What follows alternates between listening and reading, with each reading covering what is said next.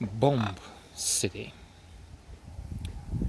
based on real events, a fact that makes it even less palatable, difficult to digest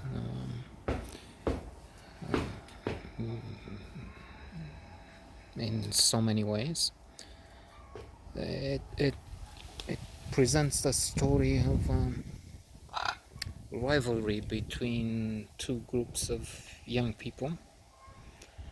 One group would be punk rockers with those distinguishable, easy to spot haircuts with a huge crest in the middle, and then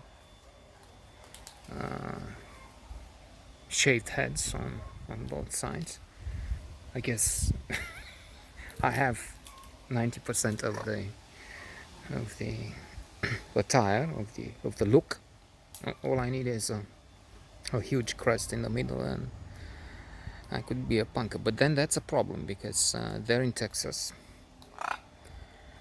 a state that is red. Although I saw on CNN yesterday a poll which indicates the very stable genius ahead of 5 points, of course. But then that's to some extent good news, because otherwise they expect us to be being a Republican, if that's the word yet, if it's not the lunatics party, as a majority. So Texas should be very red, only it seems that it's not so deep red anymore.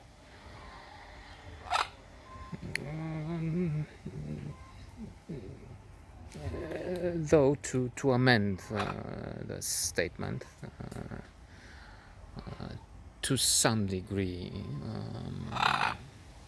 not totally, because it shows the bias, the bigotry, the limitations of this individual here. I mean, if you can't be as the opposite side that you criticize, so it's the same blindness and madness. But that, if that's what I feel, that's what I should say, even if it puts me in a bad light, if it's the correct line. So there will be Republicans that have organized, and they even have some ads against Trump, Republicans against Trump. So there's a slice there, very, very small, in that party that presents maybe some hope for the future. Otherwise, it's a disaster. I mean,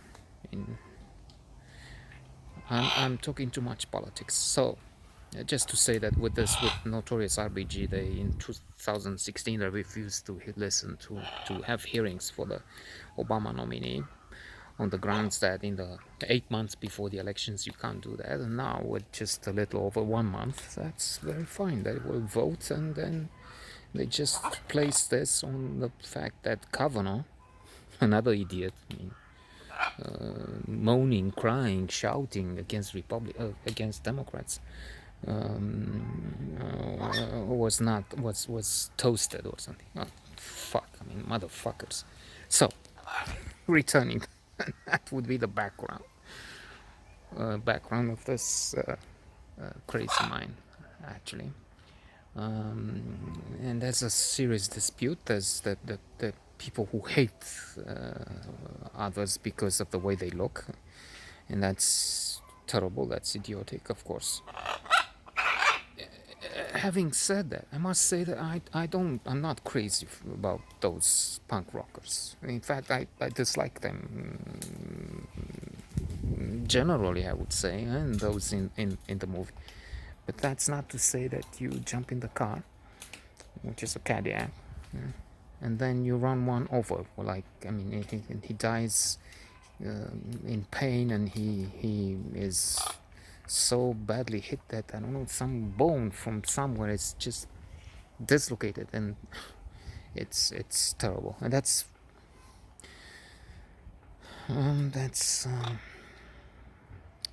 what happens. And furthermore, there's ever more injustice. And let me stop here on the off chance that someone has seen this and managed to arrive so far and thinks about seeing this movie, which is, by the way, on our local HBO channels. It was on Cinemax 1, Cinemax 1 and 2, HBO 1, 2, 3. We're so spoiled. I mean, if we pay, of course, it's a separate charge on the cable subscription, cable fee. So interesting. The Metascore is favorable because quite a few publications have been very pleased with the movie. The Austin Chronicle is 189, if I remember well, is out of 100 is the rating there. Variety has been happy, I also think I remember. However, the Los Angeles Times was at some other important date. They gave it just 30. I mean, it was in the red. It was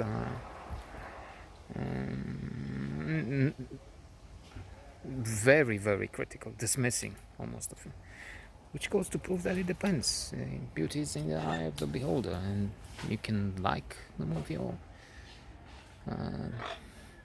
be very much against it, I guess. On the whole, I mean, on average, critics have been positive, very positive.